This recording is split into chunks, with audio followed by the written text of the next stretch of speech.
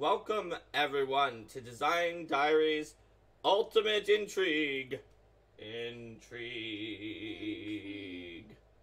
Words cut deep. Alright. So, with Diary Ultimate Intrigue, Linda and I are going to talk about what it was like to work on Ultimate Intrigue. For me, this was a book that I was a designer on, so designed a bunch of new content for it, particularly like the Vigilante class, which the whole design team split up during the playtest. And I particularly worked more on the Stalker, but also on some of the core chassis for the Vigilante during the playtest. And Linda wrote a lot of sections of the book for freelance, or at least several very long sections is maybe a better way to describe it. And actually, I freelanced a fair amount of this book too, so there's a lot that we did on Ultimate Intrigue and that we could talk about. Oh, Unfortunate Pumpkin, thanks for the gift sub, Unfortunate Pumpkin. To False One. Alright, yes. We shall give Unfortunate Pumpkin the XPs. The extra XPs. And there's the question, on a scale of 1 to 10, how much do you realize I love the Vigilante? Well, if someone's going to ask that question, then it's going to at least be above 5. I'm going to say... Well, no, they're asking how much do we realize that they love the Vigilante. It's not how much they love the Vigilante. Yes, well... So, I would say that... So the Magical Girl transformation was sort of like Logan and I just thought we wanted to have that kind of an ability, so we asked Amanda to write it. And so, yeah, Amanda wrote a cool Magical Girl, and it has a transformation. And it's really nice. It's definitely one of the more popular archetypes, because it speaks to one of those concepts that a lot of people really want to play. Yep. We just figured that if we have all these superheroes, that we should do one that's a little bit less of what you are always expecting from, like, the gritty, I'm the Red Raven, and my parents were killed in an alleyway. False One, I think I would say 8. That is how much we realize you love the Vigilante class, given that you decided that you wanted to ask about it? Yeah, I'm going to say that the question itself puts it up to an 8 or a 9. But before that, I would put it as a 1. Hi, Ular. Hey, Ular. Oh, Sebastian, yeah, I watched so much Sailor Moon growing up, Sebastian watched a lot of Sailor Moon. Linda, wasn't, like, your great-uncle, like, the vocal, the director for the voice actors in the English Sailor Moon? Yeah. And the voice of Melvin. Yes, and the voice of Melvin. Fun fact. Fun fact. So I had a lot of, I also had a lot of Sailor Moon merch, and I definitely enjoyed running around the house pretending to be Sailor Scouts. False One's question is actually easier to answer this time, which is that over first edition classes have had varying levels of positive reception. Did it sink in? The Vigilante hit it out of the park for a lot of people. It was interesting with the Vigilante. What I've come to understand about certain classes in first edition is that the actual reaction changes over time in a really weird and interesting way. And that is something that I definitely found out about the Vigilante. So, for example, during the Ultimate Intrigue playtest was actually extremely brutal towards the Vigilante.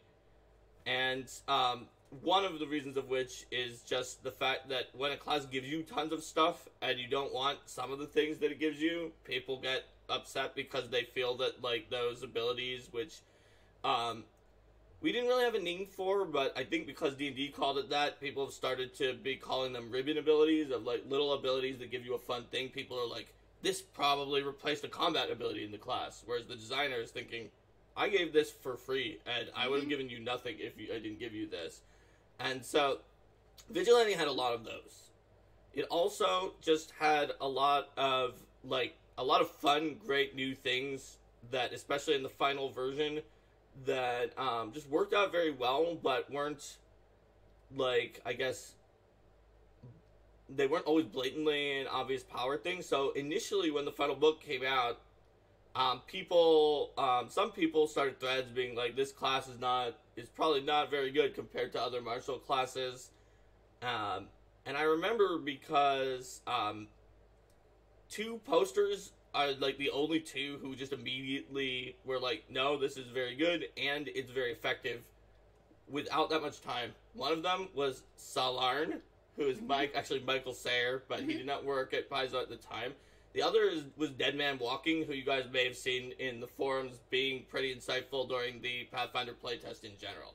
And they just went through and gave some examples to a bunch of other people, even people who are usually fairly analytical, including guide authors, who were just like, no, this is probably bad. And then they convinced people in that thread, and over time, people just became pretty happy about the Vigilante. So I would say, over time, I realized that the Vigilante was doing well, but it seems like if the initial response is glee to something just immediately, then sometimes over time we find out it's like drinking a bunch of pixie sticks and there was something in it that actually maybe later caused problems that it was in there, where the initial response is mixed, like Sebastian was talking about earlier, and then later it gets more and more positive as people play with it and find all of the things that are cool in it.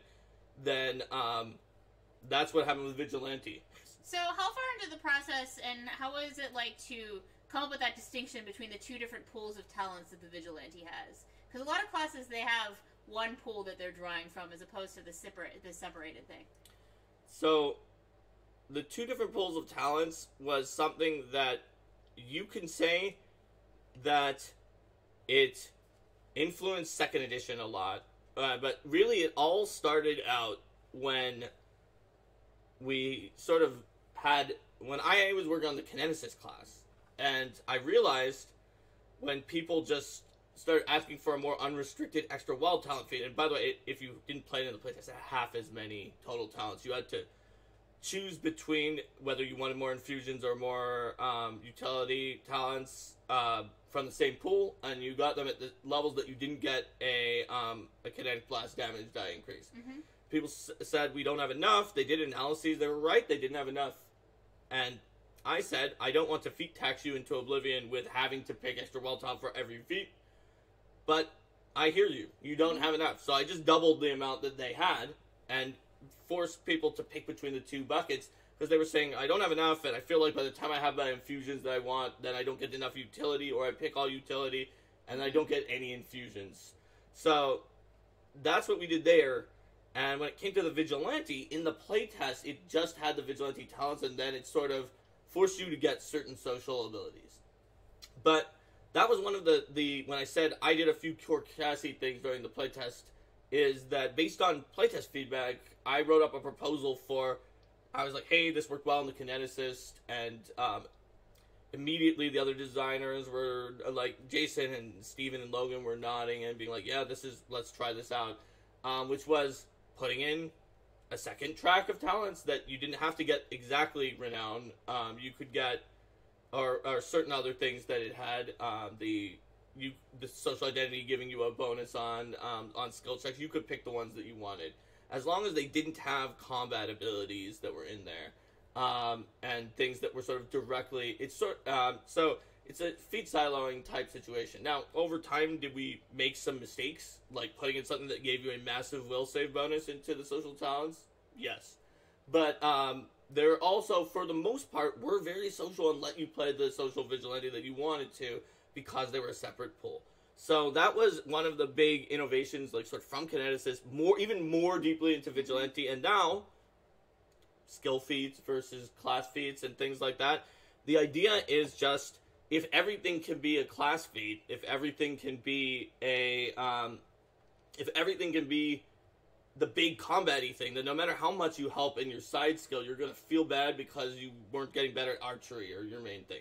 Yeah. And that was something Vigilante did. It helps characters be more well-rounded. Absolutely. I think of it as parallel to the changes in second edition to the ability score system, to make it so that you don't feel like you're losing out on your primary combat ability by increasing your skills in other areas. Brian says you've leveled up in Interviewer, Linda.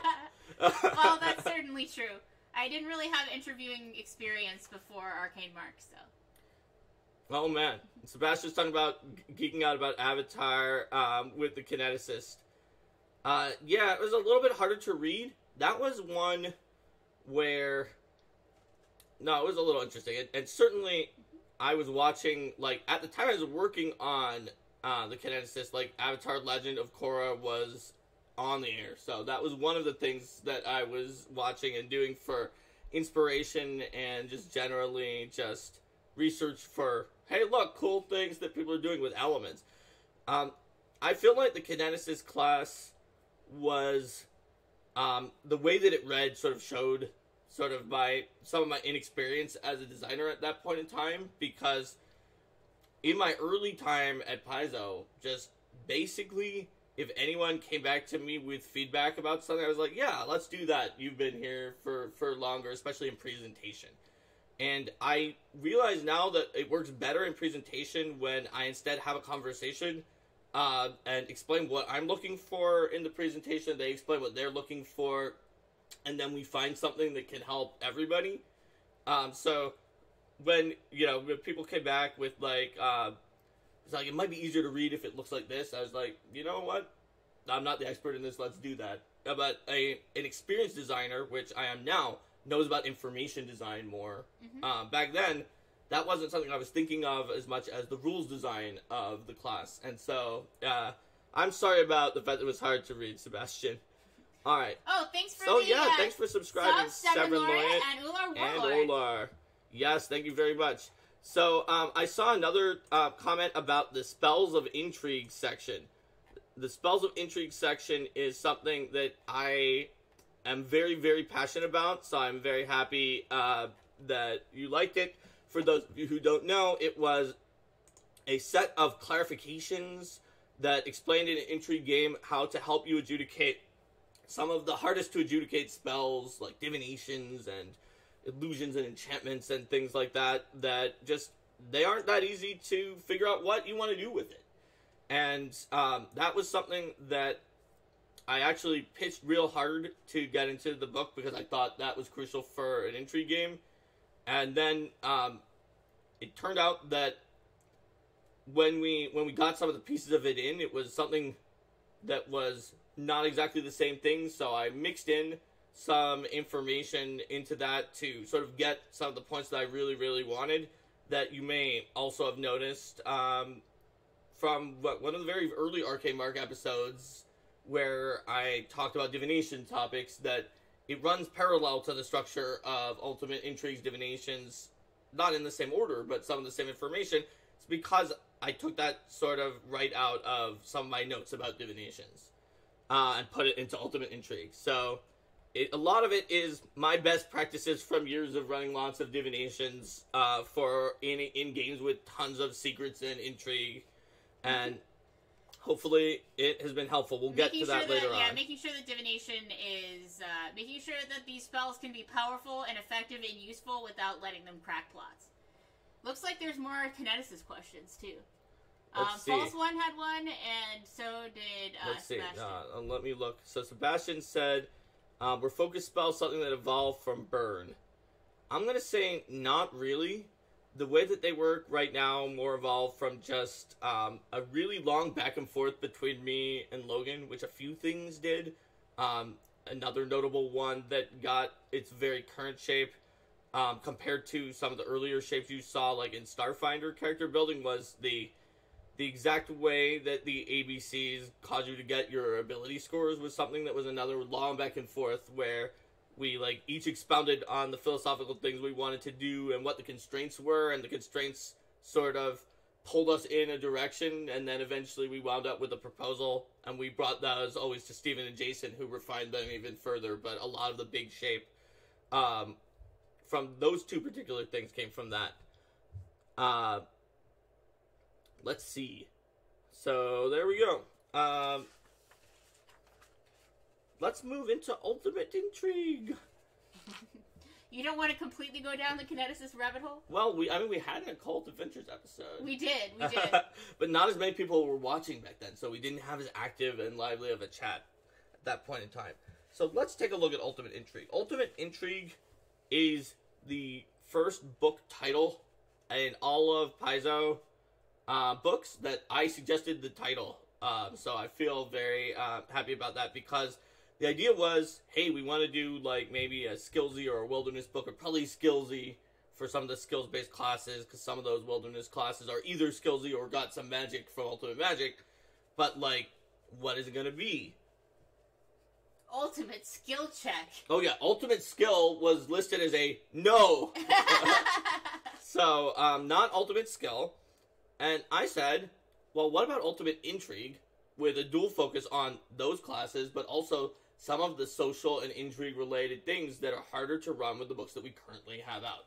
Because the one thing, and I know I wasn't the only one at Paizo, because it's something that, especially moving forward, and even when we're moving to the new edition, one of the feedbacks that like John Compton always gave is make sure there's stuff for robust social interactions that are sort of available and ready. Because in first edition, it sure was a game where you can, like, we built it. You can do anything between killing orcs and going to a ball with nobles, but the rules give you, like, an entire combat play chapter that has, like, 50 pages, plus feats and spells for killing orcs, and very little support for the noble party. You can run it, and it's got the skills you need, it's got the backdrop you need, but it doesn't have a skeleton that helps you. And so that was sort of like, let's put that in with Ultimate Intrigue. Oh, we have a lot of books to title suggestions here. Yes, we have Ultimate Take 20, Ultimate Sneaky Stab, Ultimate Scry and Fry, Ultimate Stab and Grab, Ultimate Social, Ultimate Box Social, and Ultimate Party Boy with an I. Alright, so we went with Ultimate Intrigue, and I'm happy we did. Ultimate Intrigue is a book, just like a lot of the other ones we've been talking about, like called Adventures, that I really, really like.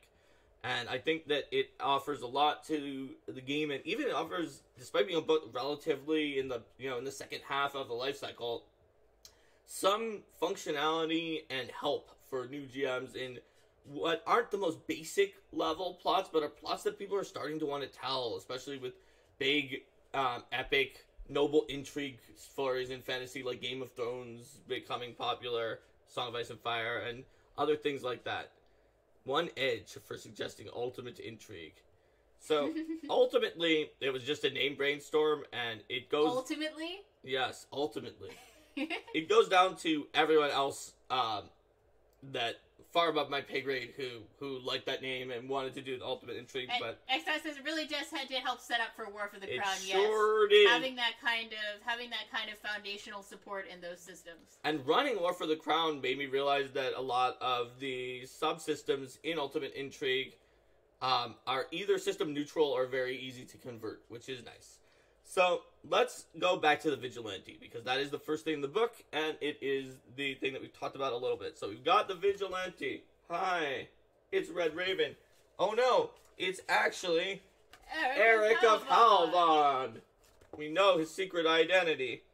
Alright, so, like we said before, it's sort of a seesaw class where you pick up the more combat-focused Vigilante talents at I want to say even levels, yes, and first level you get both. Yes. And then at odd levels you pick up the more, like, social and background-related social talents that help you out with all sorts of different places that are not combat, or a few help you for combat. Whoops, sorry, gang. So the Vigilantes also have a specialization which decides sort of like, what kind of weird superhero are you? Are you the Masked Avenger who just beats people up and is similar to a Vigilante Fighter? Are you the Masked Rogue who sneaks around and comes out of the shadows and is similar to a Vigilante? You're similar to a Rogue, but you would then be the Masked Stalker. Yes. Are you... in the playtest we had two others, but we realized quickly that it was bloating out the class because you guys said it was. So we instead focused on just having those two and giving more and more options for them, and then turning the rest into archetypes. Didn't you initially have more of a magic... Yes, the Warlock and the Zealot, which both became archetypes, were initially both full specialization. The archetypes trade out specializations. So they essentially are 2 new specializations in the Archetypes chapter. But it's a different way of phrasing it to make the base class easier to think about. And a lot of the Vigilante talents worked for both Avenger and Stalker, so therefore they just became for everyone in the Vigilante, whereas before we were forced to, like, do it 1 quarter, 1 quarter, 1 quarter, 1 quarter, and any given person had very few options. Yeah. So by combining them, also something that... There was actually a thread in the forums that, like, it sounds really bad, like someone is stalking me. It's called, like, Mark's Stalker thread, where even though the Vigilante playtest was very, very heated, that thread was actually not heated, and people just gave tons of great advice throughout the entire playtest. And so, like, a significant amount of that at least made it back to the table where I brought it up, and we put some of it in. So another question here, was there a consideration for doing Vigilante bloodlines in terms of rule structure? Vigilante bloodlines in terms of rule structure. So, like, more like a sorcerer bloodline? Or, so the Vigilantes look more like a sorcerer bloodline? Or that a sorcerer bloodline called the Vigilante bloodline, where it's like, you were born from, Batman and Wonder Woman, and therefore you have the power of Vigilantes. Like, you pick a specialization like in a bloodline. Oh, okay. You pick a specialization like a bloodline. Well, that's sort of what you get with the Vigilante. It already kind of is like a bloodline in that regard. It just is more varied. So it's more mechanically like an Oracle mystery. Oh, you mean in terms of a longer list? Well, that is where we started with 4, but people in the playtest said, buckle down, put more that everybody can take, and ultimately that made the class more flexible than having a longer list, but just a certain number of them from that list that you can take. Like the Oracle, for example, every Oracle in Pathfinder 1st Edition, completely different, has exactly 10 revelations that you can take. It takes up tons of space, though, and then there's not a lot of overlap. Yo Junger's just talking about Vigilantes in a Pathfinder Society party because of the dual persona issue. That can definitely be an issue. I played one in, was it School of Spirits? Yeah, you did. Is that right? Did I play a Vigilante named Lady Liberty? Yes. Who was just like the most Andran-focused person of all times? Yeah, considering we're like, and they all tend to stay in the Vigilante identity a lot of the time. I mean, you can decide really whether your Vigilante is someone who, you know, your fellow players know that they have the 2 identities, and then the PCs don't necessarily, or whether they're someone who decides, okay, it's okay if the select group of Pathfinders knows my 2 identities, but no one else. I tried to do it where the players knew, but the characters did not know. So, like, Lady Liberty had, like, this obnoxious, stuck-up noble as, I mean, not even necessarily obnoxious, good at diplomacy, but very, very arrogant noble as her social identity. So we were playing an adventure where you are helping this young woman who wants to do freedom stuff, but whose mother is a very proper noble. So I came in my social identity to talk to the mother, and oh yes, we'll figure this out, and whatever. And then later that noble left, and then Lady Liberty, like the brazenly, ridiculously Andran Liberty's Ed freedom person just sort of came in, and it was funny because the adventure had 2 sections that played well to the 2 identities of the Vigilante. Joe, you're absolutely right that in a fixed party it's a little easier, but I just made sure everyone in the group knew, yeah, these are the 2 identities of my Vigilante, but I'm going to make up silly excuses. Like, because my noble had, like, a servant who was like, my lady, you have pressing engagement. There's a gala at the other side of town. And she's like, oh, a gala? Well, I guess I'm going to ditch this Pathfinder mission. Hope you can find someone else for this Drang. Suddenly, the other PC And then suddenly, the other PC appeared. And then I assume that Drendel Drang knows that they're the same or whatever. You know, yeah, or Drendel Drang probably knows that they're the same. Not that he's going to say that he knows they're the same, but... Drendel Drang, I always figure, is the case of the trope of, like, crouching, incompetent, hidden badass. Yeah, so, totally. I think he would appreciate that. Ultimate Ion Blade Drang. Yes, Ultimate Ion Blade Drang.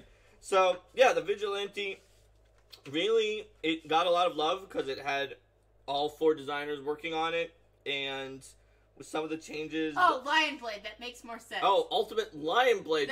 Okay, but you also invented the Starfinder version at the same time. Yes. Because the Starfinder version, you just had to remove one letter, and it's Ultimate Ion Blade thing. I was thinking, like, is this a Starfinder reference? Because that sounds really cool, though. I thought it was a reference to, like, the 30 people who wanted Drang in his head in a jar. Yeah. And he would, like, that jar is on a robot body with ion blades. That's what I pictured. There you go. And False One says, Vigilante is amazing for a 20-level career or a 2-level dip. It's fun. We also did not include, as Jason joked about in all of our, like, pre-panels at PaizoCon and Gen Con, like, we had, like, special little pre-panels of, like, sign this NDA because you're going to see a new thing that nobody knows about yet, and he joked about the Dead Parents class feature. And we never found a way to give it the Dead Parents class feature. Well, the problem is that so many PCs would have Dead Parents as a class feature. It would probably end up being a really popular background. I mean, how many characters do you see at your tables who have parents that who are alive and from whom they are not estranged? That's true. Or who ever talk about their families at all. Brian says Ion Blades are ultimate arcane failure. Yes. All right. So False One says full basic type buttons and juicy will save boost Avenger dip. And if you have high charisma, the all-consuming Paladin dip. Yes, the Paladin dip. All right. So what else do we have in Ultimate Intrigue? Well, moving through, we have a whole lot of archetypes. So the archetypes section was definitely a fun one. As I told you guys in Occult Adventures, that we sort of split up the archetypes for the most part, and then I worked on a lot of the other class archetypes because we each had classes. In Ultimate Intrigue, I wound up at least doing a pass, some kind of a pass on almost all of them, and there is really a lot to like in here. From some of the alchemist archetypes that really went daring, and I couldn't believe that the freelancer wanted to remove all of alchemy for the metamorph. I put back some of it in with the mutagen because that seemed to be on theme. Yeah. To the bard with the really cool some really cool options, like the mass performer sort of has some vigilante aspects. The ringleader, which is cool because they set up a plan in advance for a heist, and the wit is actually one that's really great because it's an example of something that we told the freelancers to do in this book, which is, hey, we know you might want to make an ability that is better for one of the subsystems that is in this book, but if you do, it better do something else because you don't want to trade out something that could happen anytime for something that only happens if you use that subsystem. To use the terminology you used earlier in this episode, the benefits in the systems in this book are more like ribbons. They're not going to be that just piece by itself isn't going to be a load-bearing thing that you're going to expect. And they should be tied in. Like, so for example, the wit not only gets a huge initiative bonus, and can always act in the surprise round, which is just something useful. Versatile performance is very good too. But it replaces Bardic Knowledge with something that helps on Bluff, Diplomacy, Intimidate, Linguistics, and Sense Motive, and gives edges in verbal duels. Is it as big of a bonus as Bardic Knowledge? No. It's to a bunch of skills you would want if you were a wit, and it helps you in verbal duels is the second thing that it does. It doesn't just trade out Bardic Knowledge for verbal duels, for example. Joe asks, class design by Topo, a valid design path. Yes. There is so much inspiration comes from putting things together in unexpected ways, and typos are completely a valid way. Anything that gets you thinking out of the box and coming up with new ideas. Yes, and unfortunately, Pumpkin, I cannot comment on things that on speculations of things coming out in second edition. Sorry about that. Not on this stream. If you want to know more about that, Paizo Fridays are a good place for that. Alright, so let's see. Or the Desk of Many Things. The Eye of Robes, yes. Yes. Alright, let's see what we've got here. Oh yeah, the Cavalier archetypes were pretty fun because it had like the courtly knight that had like some of the feel of sort of an Arthurian or no, I think the Arthurian one was a later one, but it just had a feel of the night that was that's right. That was another set of archetypes that had the Arthurian one because it had the picture of the Celtic warrior on it, and the Cavalier has some other interesting options both for intrigue and like the Hussar is not even necessarily only for intrigue. It's just a great rider. The Druid. Let's see. The Druid, I'm pretty sure, was Miko Kallio. And it was funny because Ultimate Intrigue, another random thing is like we changed the guide that we gave out to freelancers in Ultimate Intrigue from one that Sean had written a while back, just to one that Steven wrote. And Miko was like one of the only people who read the new guide, and he followed it exactly, which was fantastic.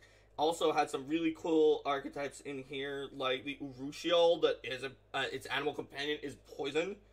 Yeah, that one is cool. The Skin Shaper that thinks humanoids are a type of animal that it wants to transform into. And then I feel like there were extra words left over at the end because of the way that the art was kind of small. So I think that, like, I can't remember, but I remember doing some of the stuff myself for putting in some of the things for face speakers so that it could get charisma, because back then we weren't necessarily changing the ability score of classes that much, but I sort of like to add in ability score changes into some of the archetypes. Let's see, the Inquisitor as a skillsy class definitely got a bunch of archetypes and some Inquisitions that were kind of cool overall, like sneaking into groups, hunting different faiths, trying to find secrets. It's a whole bunch. So I know that when we're talking about class design, archetype design, there's very much the idea of changing out like for like, that you wouldn't swap out necessarily a combat ability for a social ability or a skill ability for a combat ability or things like that. So how do you approach something like that when you're coming up with archetypes that are designed to make characters work better in intrigue situations? Well, ultimately, you have to find abilities that are more utility, are non-combat abilities to switch out, or you have to accept that you're willing to possibly not trade exactly like for like at every level, but just be careful not to be trading away like a bardic knowledge for +5 to spell DCs or something like that. Stunt Monkey's talking about First Mother's Fang, which is not in here. That is an interesting one because of the fact that I was helping Mark Moreland out on that section, and so it turns out, just based on which books we worked on and when Alex was doing things, that is maybe, and I may be wrong, but maybe the only archetype in Pathfinder 1st edition that was written by Alex Agudas and that I did a design pass on. And so I think the way that we worked together on that archetype with just a very cool initial first concept, and then I added in the snake because I was like, you have to ride a snake if you're a snake who worships a snake and works for a snake, and certain other things, and I think it turned out really well. And then I think John Compton noticed that there was a weird dip issue and was able to find a good change for that, and so a whole bunch of people made that what it was, but that was an Alex Agudas archetype. Let's see. Wasn't there a thing where the magical child was going to be like a kineticist, but it was too similar to Warlock? So considering Warlock, it's true that there was, like Logan in my notes, for what we were thinking of magical child to Amanda were like kind of scattershot, and we're like, it's kind of like the anime. Here's some things they sometimes did. So Amanda started out going for that, but then was like, oh yeah, that's similar to the Warlock. And we also said, maybe, what about the aspect of the talking animal mascot? And so she did some really, really cool stuff with that. Let's see. The Lion Blade has some inspiration from the Vigilante. Yeah, it does. It has some, for sure, and that's in Lost Omen's World Guide. Alright, so let's keep going. The Investigator class. Obviously a major intrigue class. And that has some very like unusual uses of it. Like the cipher that changes out some of its inspiration into being like, you don't notice me, I'm out of your attention. It's a very unusual investigator, which is kind of cool. The Conspirator, that's all about just being part of a conspiracy.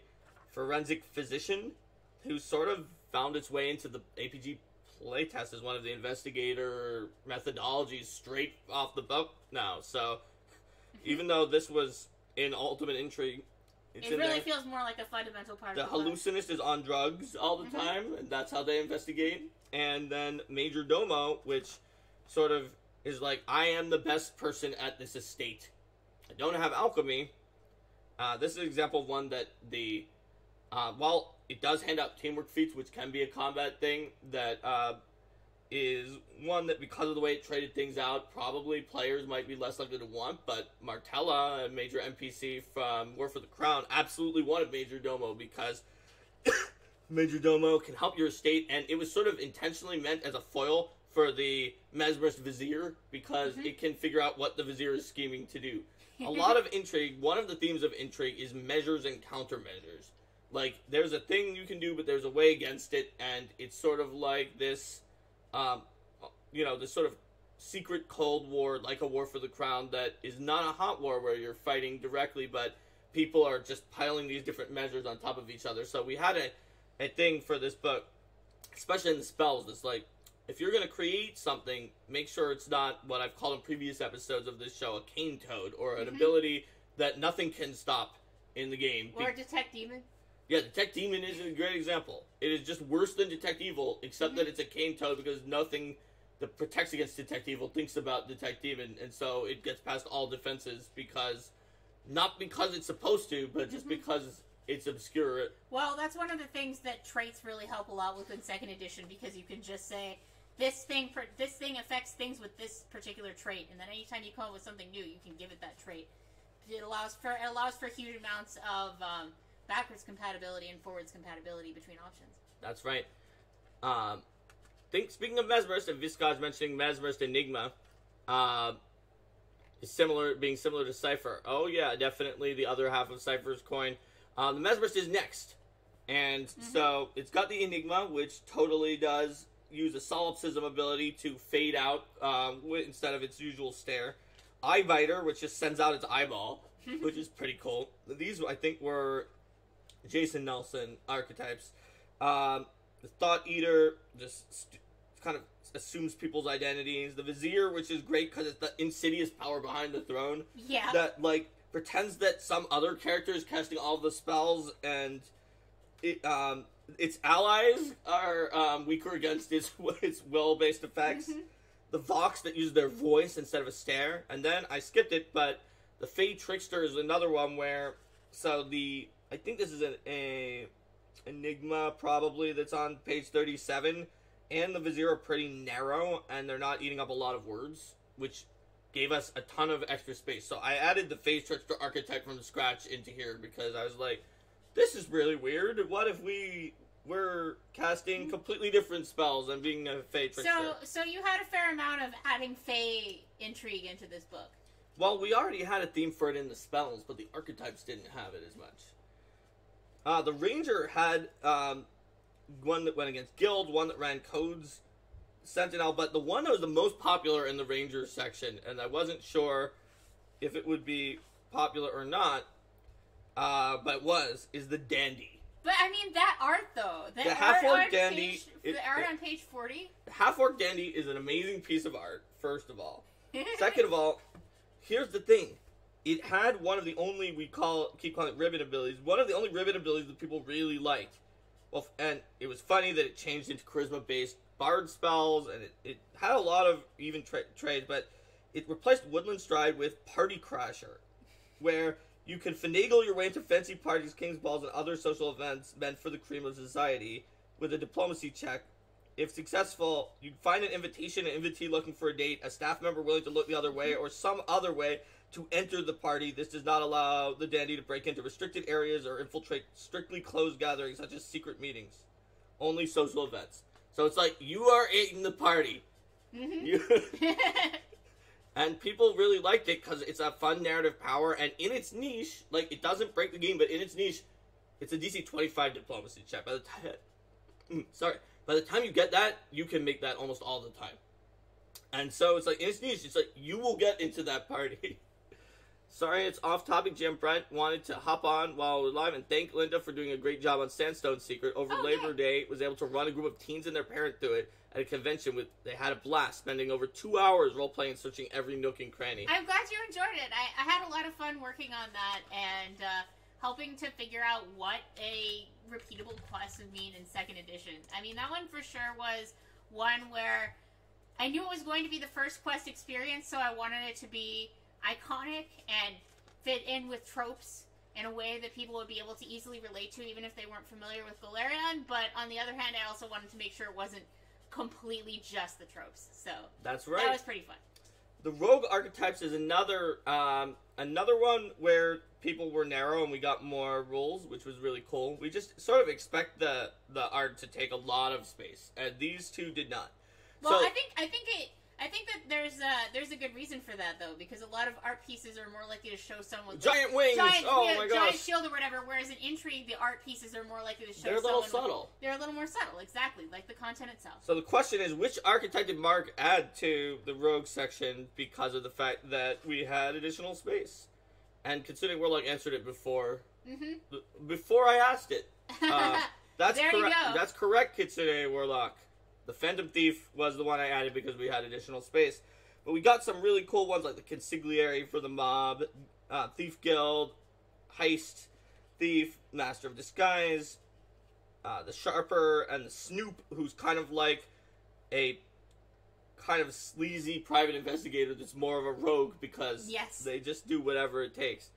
But the Phantom Thief is the one that I added in later. Just sort of the gentleman thief idea, but that's sort of very, very gendered, and the Phantom Thief is sort of like the more Eastern name for that idea. It's just like, oh yes, I'm going to throw my calling card and let you know I'm coming, and this is just lots of fun. All right, there we go.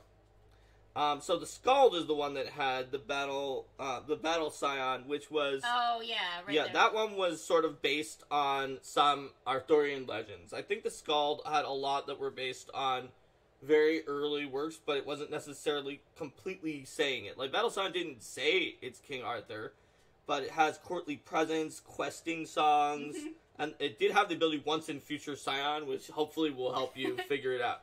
I mean, I feel like that's. I'm almost surprised that an ability with that name actually made it through. Well, what you don't understand is that rules are allowed to do that. You're just not allowed to name a place in Galarian the Once in Future King's Bounty or something like that.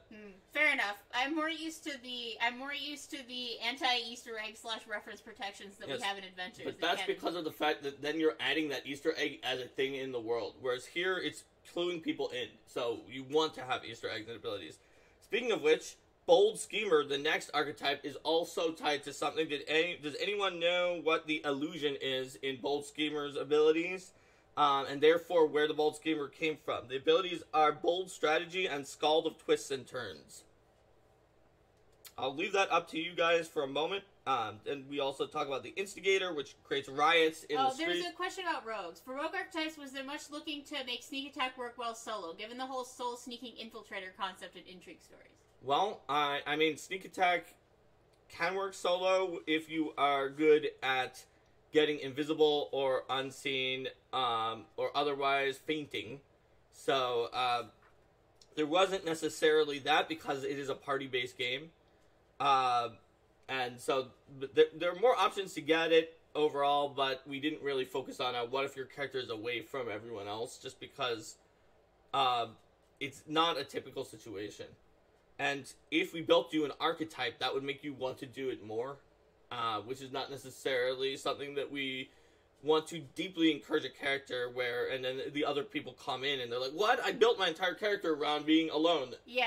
You don't want to set up a large encouragement for people to say, this is best if I split the party. Alright, yes, that's true.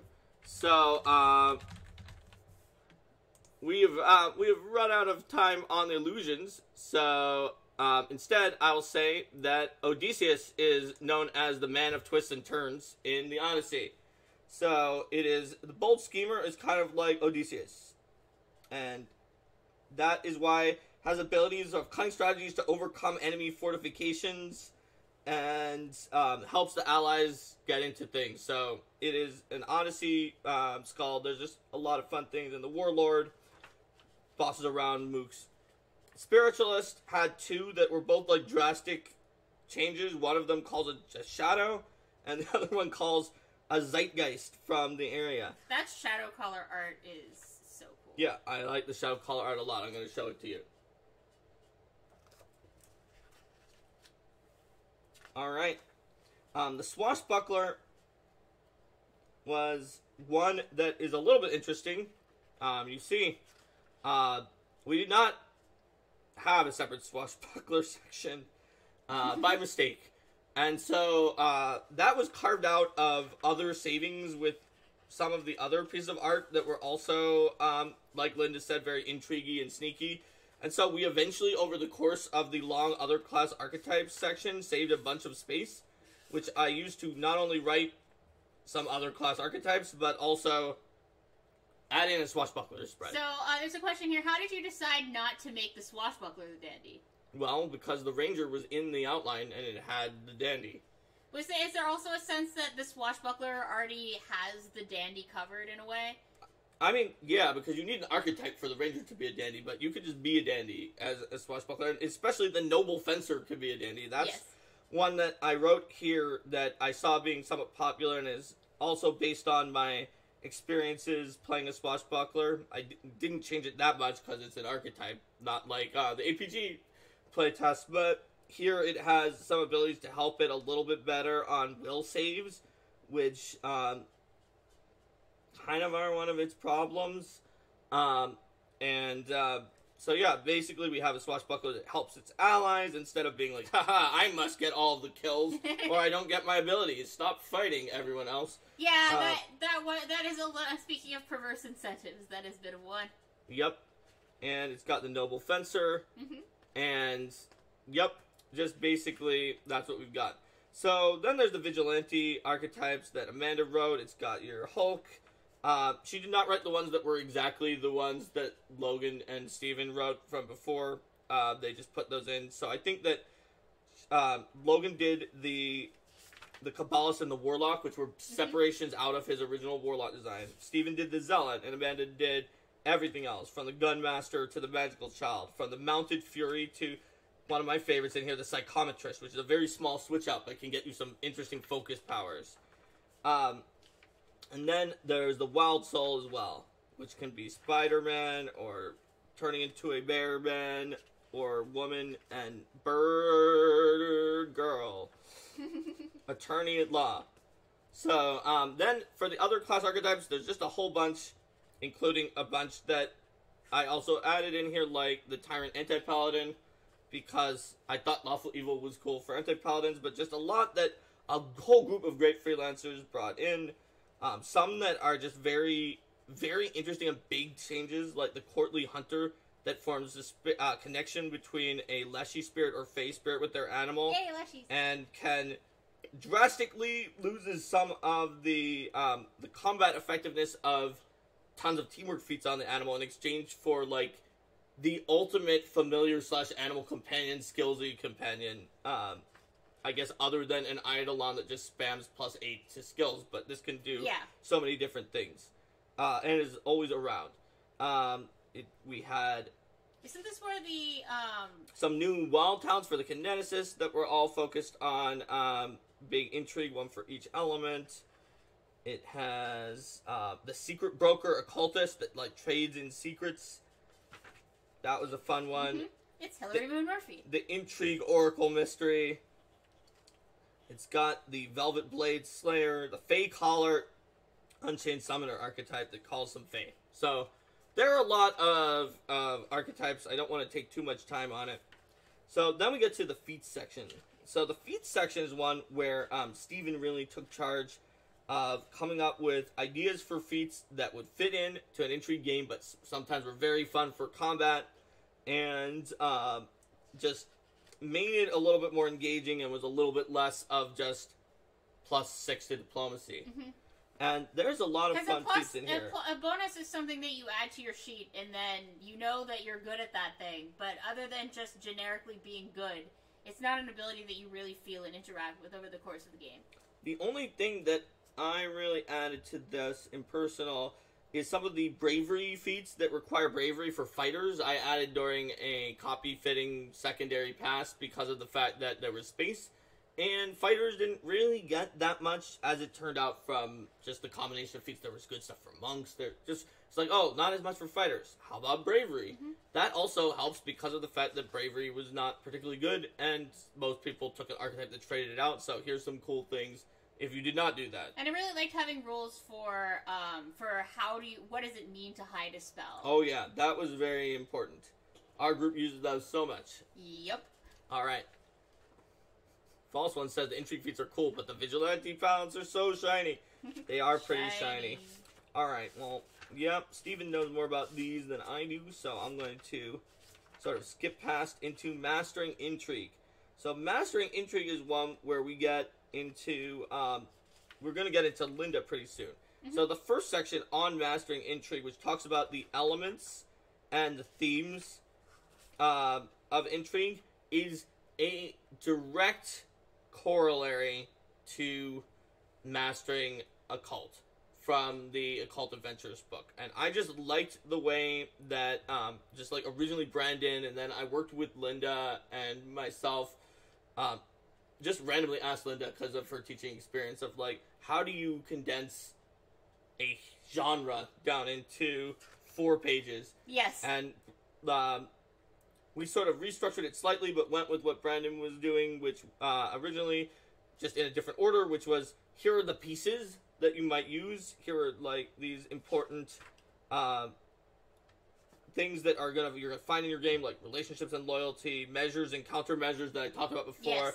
Importance of appearances, and the bargains and compromises, and then, power of secrets. Yes. And then here are the themes, which are, the elements are ingredients, the themes are things that you build up with those elements and that you add into your game, like Game of Nobles, Criminal Underworld, War of Propaganda, Law and Order, or Ultimate Intrigue, which is everything. Yes. It's like Ultimate Occult, which was in Occult Adventures, that is all the occult themes all together. Yes, considering more like Fencing Grace was reprinted from Advanced Class Origins into this book, and Starry Grace was in here too. As well as Call Truce. We also had a whole episode where we talked about running intrigue games in particular. We sure did. So I think that it would be good to direct people more to that. So go to that episode if you actually want guidance. But fortunately, other than that small bit at the beginning, this does not necessarily just give guidance. It gives a bunch of systems. The most important of the systems, and you know, because it got to be first, even though, let's see. Yes, even though heists start with an H and it starts with an I, is the influence system.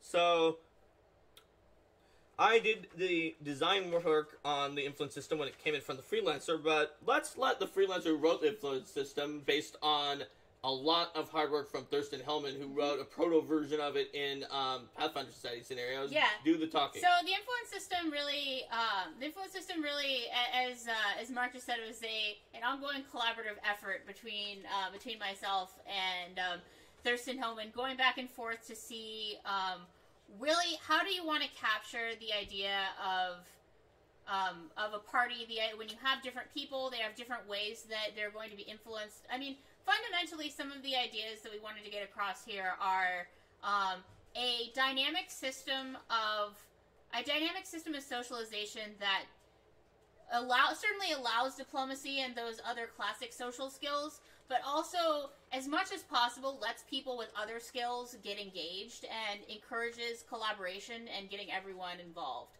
So there's certainly the aspect both of influencing people with your various skills and also of figuring out what's going on and learning what the strengths and weaknesses of various NPCs are, what tactics are going to work well against them, and how can you really put your foot in your mouth against them. So the influence system is one that definitely works well if people are actively role-playing out what they're doing. But even as long as players can say, I'm going to try to convince her to allow us to have greater influence.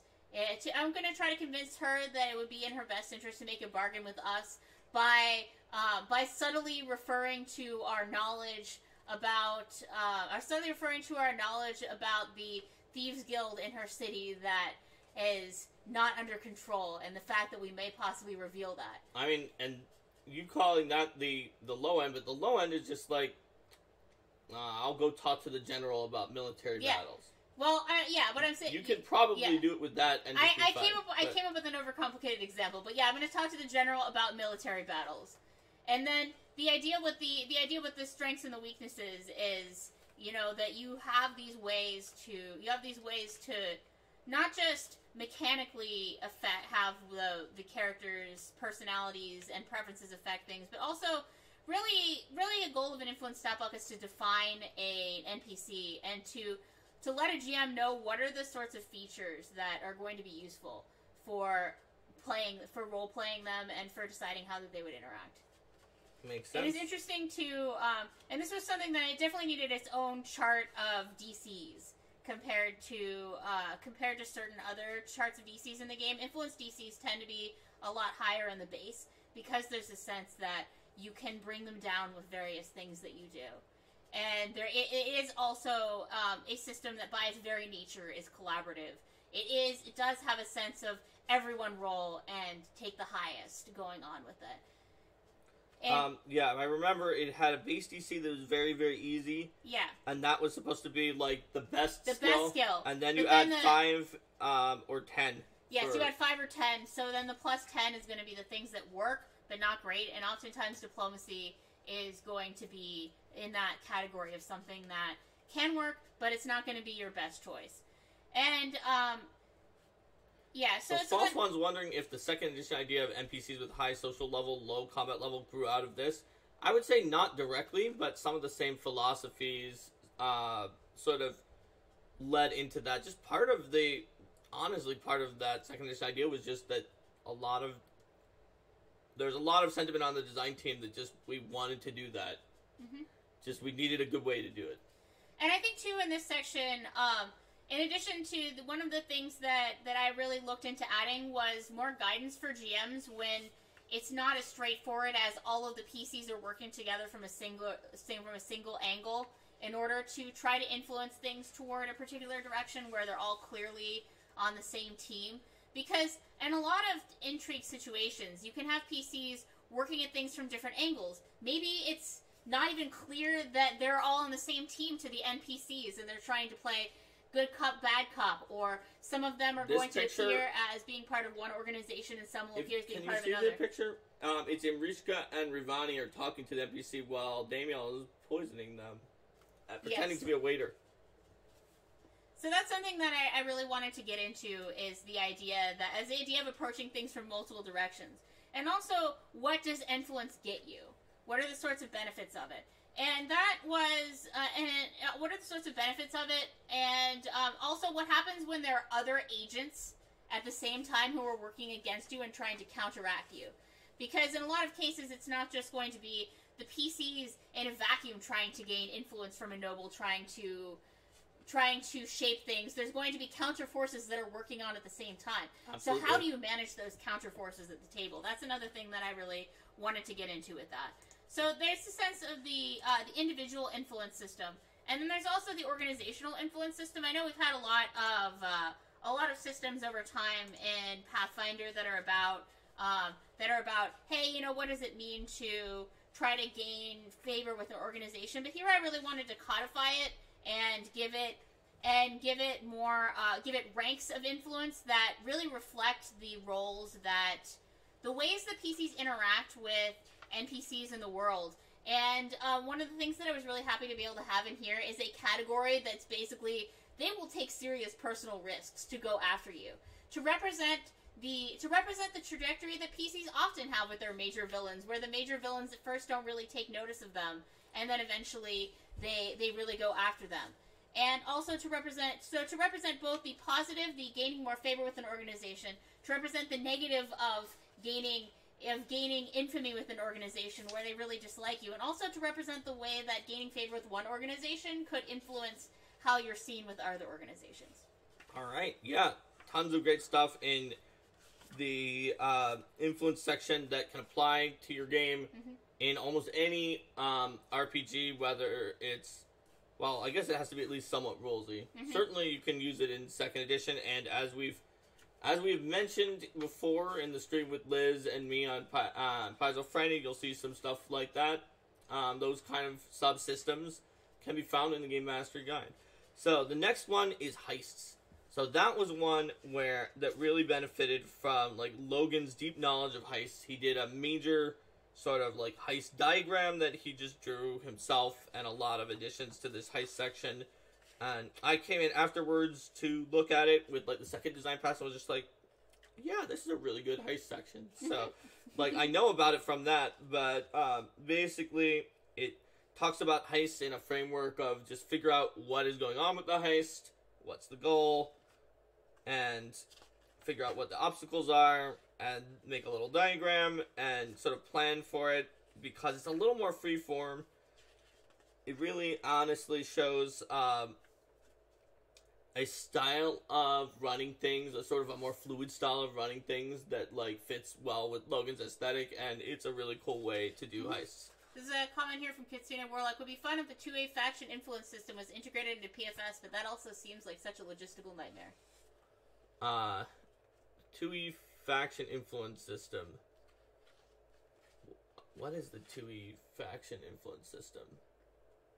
I think they're talking about the 1E faction influence system, maybe. Maybe? Okay. I don't know. So actually next are not chases, but it's a leadership section. It's about what it means. Oh, they were spitballing some kind of faction influence system based off this in 2nd edition that could be connected to the way that we do things in Pathfinder Society. Well, certainly, as Linda said, she didn't quite lament it, but we did have 4 different influence and reputation systems in 1st edition, including the one in Pathfinder Society. It was very close to the one in Faction Guide. It would be good to have more. It would be good to have more unity and consolidation in the way that we approach things. And now that we have all these different inspirations to draw off of, that's certainly something to aspire toward. So, leadership is a relatively short section that sort of tries to explain what's going on with the leadership feat, some suggestions of how to run it, and then some variant leaderships in case you want leaderships that are maybe not as ridiculous, and a giant monster cohort chart. An entire page to tell the GM of about at what level might it be fair to start to include. And the vile leadership where you're so nasty, because honestly, if you look at the original leadership, it's like being fair and generous and kind gives you more people. But with the vile leadership, being cruel and horrible is how you get more people. I mean, that's similar to what I wound up doing with the system in the back of War for the Crown, where mostly you are praised for your virtues, but there's one of the virtues which is about like generosity and self-sacrifice, and it's like if you're doing this in an evil campaign, this is about ruthlessness and how much cruelty and how much people fear you. Yes. So Nemesis is basically a very simple system that's similar to what Linda was talking about, people not liking you, and it involves just building up this recurring nemesis and just sort of giving you ideas for what kind of things they might do once they know more about the PCs. It talks about it in a way that has like point numbers that a score that you can keep track of, but you can also just use it in general as advice for running a nemesis. But now we get to Pursuit. That's the one you were thinking of that was like chases. So we don't have direct chases. That's in the Game Mastery Guide for Pathfinder 1st Edition. But Pursuit is a long-term sort of situation where you are going through deserts and plains and just all the way across the map, try to find that, either follow down the criminals or find that hidden temple before the evil enemy archaeologists. And that's sort of races versus a direct pursuit. Or maybe you're running away because you're Robin Hood and the Sheriff of Nottingham is on your tail. So it has little terrain tiles, and you can do certain special things to try to go faster through the terrains to get advantages. And those advantages are called advantages. Advantages? You can also take different exploration tactics, such as fast track, obscure trail, and recovery, that sort of help you out. This is really useful too, because definitely Pursuit is one of those things where prior to the system it would be a lot more on the GM to just say, I guess I'm going to put in some skill checks. Yep. For this longer term thing, but that really gives a solid structural framework.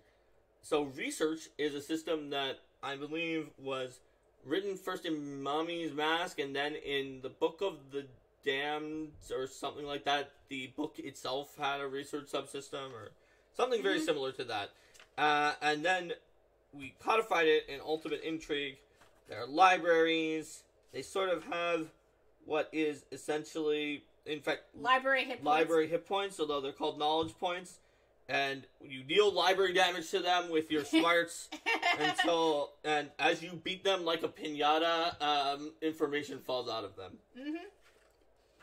Roll for library damage. It's less violent than it sounds. Alright. Spells of Intrigue. Now, this is one that got a call out very early in the show. Very near and dear to my heart. Oh, hold on. We need to pause to acknowledge what False One just said here. That's what they call hitting the books. Good one, False One. So Spells of Intrigue is all about how do you adjudicate these spells? What are the lines of this spell that you kind of always glossed over, but they're actually very important? Like, absolutely, until, like, most of these I already knew, but until doing the research for this, I think, like, I hadn't seen the one about, ley lines and volcanoes and other, like, powerful energy sources, even if they're just natural energy like a volcano, screwing up teleport. And it was like, that's why they're always in volcano layers. Yeah. So it's nice to see it all consolidated here with the advice for how to handle these spells. So you're not necessarily changing the rules of the spells fundamentally, but you're giving guidance for how to use them and how to work with their limitations in order to make for a more interesting game. And if you remember how, like, my notes, I always do a little story or example, like in the Darkness blog we published, or in the Simulacrum episode, the example at Ultimate Intrigue is just exactly my example of, like, the Kingdom of Gaheris, which was under attack by some hags, and then, Ezran and Kyra both cast, Kyra casts a divination spell, and Ezran casts a vision spell, because those are two of, like, the absolute hardest things to adjudicate, and then some examples of... Did you write that divination poem? I wrote the divination poem. I figured that was probably you, because you usually write poems for divination. I usually do, and they're usually sonnets, like The Flame of Passion, that's which brightest burns, of love and hatred treasured or betrayed, we chip away at every wall and turns, not thwarted is the payment just delayed, in blackened yawn near the first hungry pyre, twin sleepers lie, once foul but later fair, dark beauty gleams the prison's two to break, no loyalty, no love except to take. Guys, Mark can write sonnets really, really fast. It's really impressive. I write them at PFS tables when people cast divination.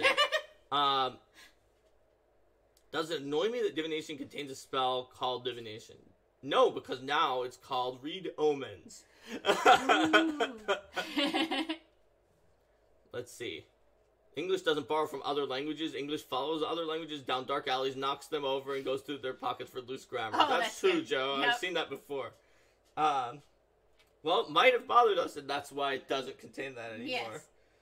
And then Ezran has a vision of stuff, and both of them have interpretations that also show what the clues are, how the PCs could use it, and they both absolutely do not just be like, here's the answer, and now we're done with this story. So this is the section that is less useful now that some of these spells are already, like, thought out for some of the problems that were mentioned in this section and more explained in the spell, but it's still useful read just to think about the philosophy behind Spells of Intrigue, which is always give your players something cool and worthwhile for the spell they cast. Do not just make the story boring or uninteresting. Plus, if you are looking to make your own intrigue spells and you want to make sure that they're going to further the story well, these are some excellent principles to keep in mind. That's right. So next we move on into the chapter that is called Social Combat. It does not contain any social combat, but it can contain some things that are kind of like combat and that are social, and it's called Social Combat. I really like It's more of a chapter starting about out on that social one, too. conflicts, which is indeed what the name of the first type of social combat is, just called social conflicts. And yes, it has a great art. So,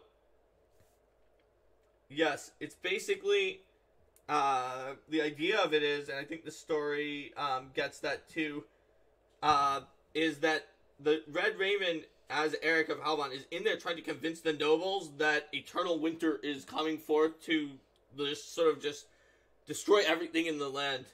And so, as a sort of a visual aid, he has Kess, who's fighting like crazy ice elementals, like intentionally box and push and shove the elemental into view of the window. And the nobles are just like, oh, well, I don't know, positively thrilling. I could have imagined she'd be an icicle, and they just don't care. Social conflicts in general is a section about building your entire... I wrote this one... Also asked, if I build a noble character and have a lot of social edges, am I an edgelord? Oh god, I hope not. I really hope you're not. And it's all about social conflicts is building your entire campaign around a social or intrigue conflict. What kind of events might happen, what are the stakes, what is the pacing, what are the consequences. It has a great freeform check DCs by level table that Steven created while he was doing a design pass on it that shows that actually a hard check has to be much higher than a lot of the checks are in the core rulebook to actually be hard. And even then, it's not really that hard for really experienced PCs, but it's fairly challenging for most people. It has the idea of failing forward for the first time. A lot of things that you'll see later onward is something that I put into here. And an example social conflict called The Taken, where a bunch of Fae are replacing children with changelings in order to sort of foment in... There's all sorts of problems. There's peasants, and there's nobles, and the Fae are a third party, and it's all complicated. A level 10 character with plus 32 in sense motive. Yeah, I can believe that. I had a level 11 character who had like plus 50-something in knowledge religion, something high. Yeah, oracles. Yeah, no, when you get those kinds of bonuses, it adds interesting challenges for the GM to even begin to explain what that means. 60. I'm not sure. Will you forgive me for taking snake style? Yes. I am not surprised that you would choose to take snake style with the sense motive that high. Alright. The next one is verbal duels. Look, objection, says Quinn. Objection! He's pointing and saying objection, as Saltiel is being the obviously overly favored, like, ridiculously dressed with a bare-chested prosecutor, while in Cheliax with Abigail Thrun as the judge, who is, and Saltiel as Phoenix Wright reference? Saltiel as an Asmodeus worshipper obviously has the advantage here. And yes, it's definitely can be considered an homage to like the Phoenix Wright sort of objection, because you can use a verbal duel for a courtroom sort of back and forth. You seed the audience, you duel with words. Honestly, verbal duel is the only system in this book that works better in Pathfinder 2nd Edition than in its initial edition.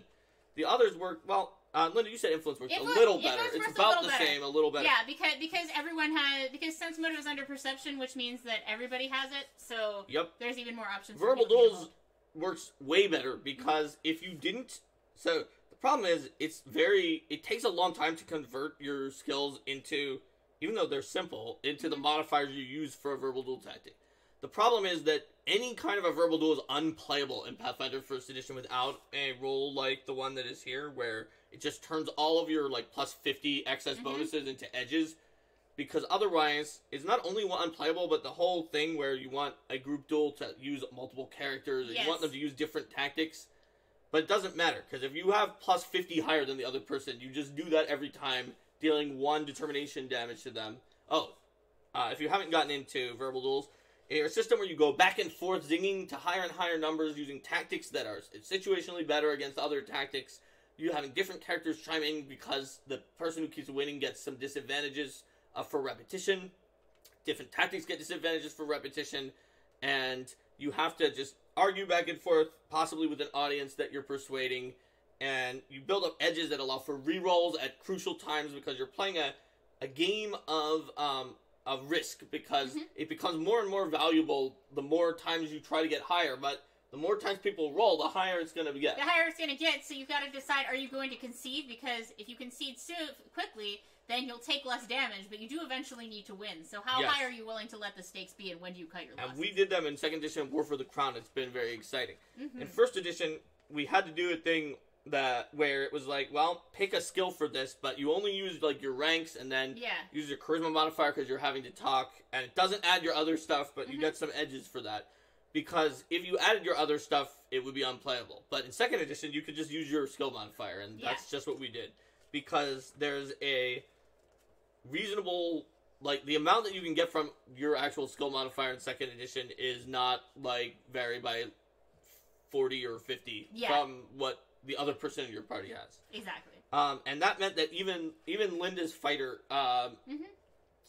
who eventually was the best person to go.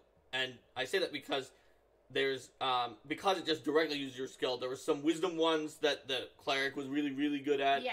Linda's fighter is actually pretty okay at certain social skills. But the problem was the bard's charisma and training was so high. The wizard was so high in the int-based skills. The cleric was so high in the wisdom-based skills. And the rogue just has so many skills. Yeah, but even then... To get to the point where the fighter was the best one took a little doing, but it happened multiple times during the duels. Alright, so then we have the skills in conflict section. Well, did I write this entire chapter? I did. I wrote this entire chapter. The skills in conflict section is all about, like, how can I use some of these skills that, like, when Jason was writing the core rulebook, he only had, like, one very small amount of space to talk about this skill that means, like, everything about social interaction. That means everything that is involved in deception. That means everything that is involved in convincing. And, like, there was definitely a lot of people who thought that certain use of skills, like in diplomacy and bluff, were broken because they were like, well, bluff just makes this person automatically believe anything when you have enough bonus. It's like, no, they think you're telling the truth, but that doesn't mean they think you're right. Or the infamous diplomacy hammer. Yes, the diplomacy hammer is in here. Requests are not mind control. Yes. This is the biggest potential trap in understanding the diplomacy skill in a typical game. You can make requests without angering the target. That doesn't mean it works like mind control. Diplomancer. Yes, and it has disguise, a little bit about intimidate. That tried to help us get around the fact that you can't technically actually, like, talk to a vampire about, like, if you go outside, the sunlight will burn you. It's like, I can't be intimidated by you, I'm going outside. Yes. I think that was, like, Michael Sayer's biggest pet peeve with all 1st edition was that vampires, a very emotional creature. They don't have emotions. They have no emotions, and you can't, like, play to a vampire's thirst for blood, or its passions, or its fears, or anything like that. No, you can't. Perception and stealth, sense motive, and then an idea for replacing opposed rolls, because of the fact that with opposed rolls, you sure do automatically pretty much lose if you go up against 50 orcs, and we talked about this. And it is kind of very similar to what we did in Pathfinder 2nd edition. Instead of using 11 plus their skill bonus instead of 10, we eventually went with 10 because we knew 11 was actually even math, so it didn't matter which one you rolled or not. But when we created a system where we knew the active person was rolling, except on saving throws, we wanted to give the person rolling that 1 point. 10 plus is just a lot easier to remember. It's easier math, and we wanted to give them the 1 point advantage because they just took an action. Yes. Or in the case of saving throws, are about to get really, really screwed. Yes. So let's see, spells. There are a lot of fun intrigue spells in here, and this is another one where we said no cane toads. If you have something, make a countermeasure. We wanted a lot that were for a big variety of lists, and there's some really funny ones in here as well that are just very helpful in more intrigue situations, but none that are like, this is the one that did 900 damage. Yes. So you find a lot of sprinkling of intrigue spells around in people who have this book, but they don't usually become the one that, like, is at your game and you're sighing for the intrigue spell. What is the countermeasure to Crime Wave, asks False One, asking for reasons? So the countermeasure to Crime Wave is, let me see, it's an enchantment compulsion mind affecting, so anything that stops one of those. Yeah, so it's already stopped by spells that break enchantments. It's stopped by spells that can just dispel magic. And it's very obvious that that person is just stealing from people. Mm-hmm. It's different when you have, like, a divination or, say, an abjuration that no one can break because nobody thought about that abjuration. Or a weird type of enchantment that is undetectable by everyone, or things like that. Oh yeah, there's also the art, there's Entice Fae, the Fae calling one that became sort of Primal Summons, or Primal Call is one of the core rituals in 2nd edition, with this great art of Linny giving a silver violin that she got from a silver balladeer friend from Occult Adventures to this muse that she's calling in. That sort of looks a little bit like the silver balladeer, because muses look like one of your ideals, and maybe that's what Linny thinks about. And Drugani is just licking his paw, being like, I'm also in this piece of art. Don't forget that I am prettiest kitty. Yes. You know, Drugami almost got prettiest kitty as his background in the pre-gen. Let's see. Oh, there's a lot of good art in here. We've got the Animal Ambassador Bat. I forgot about these. We've got Elaine kissing a pig. So Brian asked, how did working on Ultimate Intrigue spells affect PF2 spells? Well, it certainly affected our understanding of making sure to think about which spells influence other spells that influence the game. Here's a fun one, is Sela is casting Detect Desires to see which of these 3 people should join her party. So, you can see from left to right, his desire is a giant gold statue of Elaine. Mm-hmm. And Jarell's desire is to destroy the ghost ship of her mother, which she had already burned. And Valoros's desire is ale. I love that piece of art. Alright. Let's see what else is around here. No worlds to destroy, just clean my paws. At this point in the game's life, do you feel spells of intrigue has been addressed in the design space? I feel like we have some, but there's always room for more spells of intrigue. For sure. Cat also says, casting Detect Desires on Elaine seems like overkill. You could just listen to him talk for a full minute. Yep. Truth. Also, let me see. Is this even on the page? I think this is the one that... Yeah, this is the one that wound up not quite on the page with its spell, but the Matchmaker spell that is, like, to cause creatures to become romantically interested in each other. So they both have to fail their saves. So what 2 characters have terrible will saves and can cause some problems if Melagaster's like hee in the corner? Guess who have bad will saves? Yep. It's Valoros and Mauricio. They have both of them have better will saves in 2nd edition because their classes got good will. I feel like Melagaster got stabbed after that. Maybe by a scimitar. I know I'm supposed to forgive you, but... Kyra's like, what's going on? Honey? And Melagaster's like, I like drama. Oh, Melagaster. Evil Iconics. It's definitely an evil iconic thing to do. Yep. Oh, yeah, there's another one that's a little dark, so it's hard to see what's happening in this picture. It's hard to see it even if you have Ultimate Intrigue, to be perfectly honest with you, but I will try to show it. Okay, now I will describe it. It is a spell that is called, also not quite on its page, Red's Hand of the Killer, which causes the hand of the killer to become stained indelibly red. So what happens here is Zadim and Erasmus and Quinn all have this murder investigation of this Taldan noble, who is very anti-Kadira, and they're working together, and Erasmus is like, well, everyone, stand back. I will make the killer's hand turn red. And Zadim is like, I will stand back, guys. And he hides his hand. Because he is the killer. He is the one who killed the noble in the first place, and he doesn't want his fellow party members to know. Yes. And it is totally his hand is turned red. Yeah. Oh, yeah. That's right. I think I ordered all of these pieces, so maybe that's why I'm inordinately fond of them. All the half-pagers. Yeah. So then the next one is Treacherous Teleport, and it's got the if you guys remember the Hollow Mountain crew, all the evil, sort of the more evil iconics, and so Saltiel has teleported all of his other comrades into a jail cell while he is outside and like, Alright, I'm gonna let the pictures give some of the highlights of the spells for now. There's also gear and items. That was one that Logan really worked on the most, so I'm not as familiar with exactly what's in here. I've certainly seen them at some point in time. Mm-hmm. I know it had, didn't have an invisible weapon where, nobody could see the weapon, even though they could see you. Yeah, it's got that.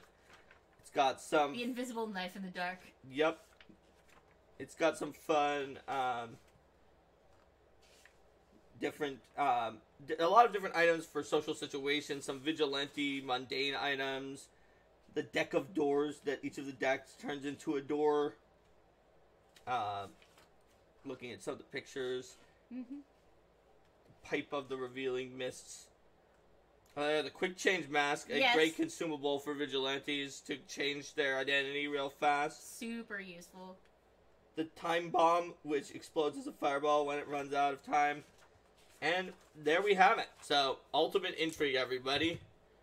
It's a fun book. While we're talking about deception, I want to ask the most awful question I can, says False One. Alright, depending on how awful this is, we may or may not answer it. That's right. We may not even be able to say it on the stream.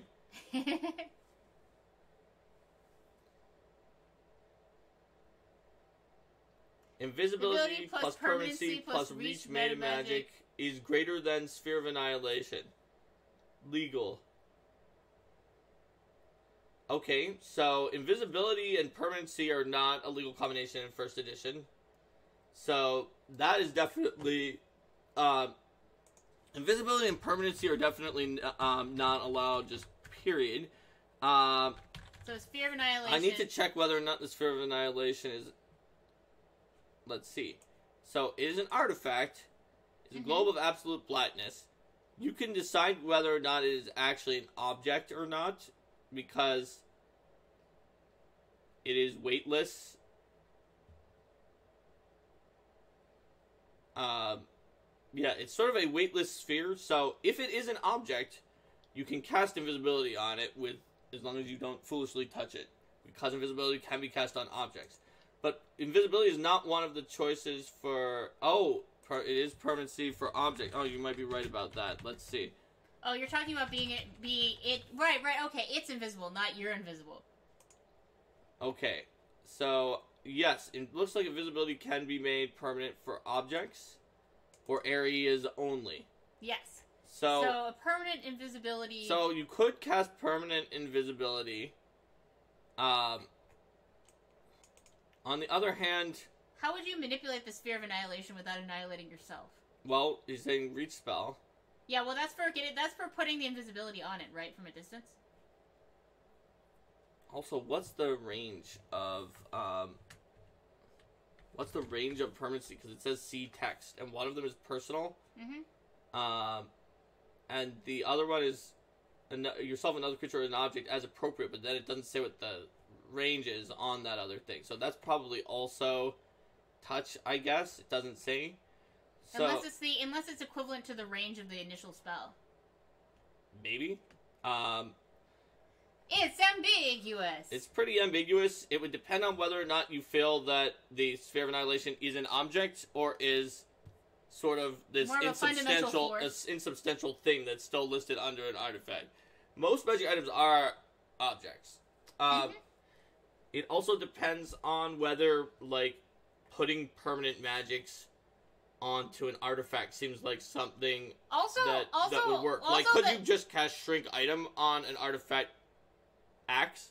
and make it permanent, so it's permanently small. Also, would a Sphere of Annihilation really maintain magic that was cast on it, or would it annihilate it? Would it eat the magical effect itself? So yeah, it's definitely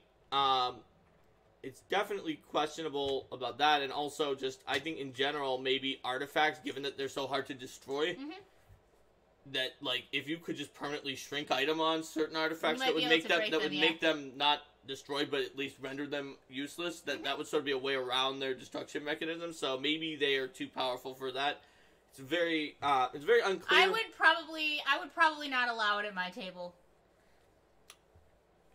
Yeah, permanency in general is kind of a little bit of a goofy ability, and that's why it has such a shortened list. Certainly. Permanent spells, sort of, each of them themselves are almost a unique spell. Yeah. They're just sort of combined in there, and it's mostly just like, vision and language spells, and here's some other things. Yeah. I don't like dying instantly to an invisible or a false one. I know this is surprising. And Stump Monkey says, table variation. All right, well, with that lovely squirrel, I think we've concluded our topic. I think we have. So let's say goodbye to YouTube. Bye, YouTube. See you next time.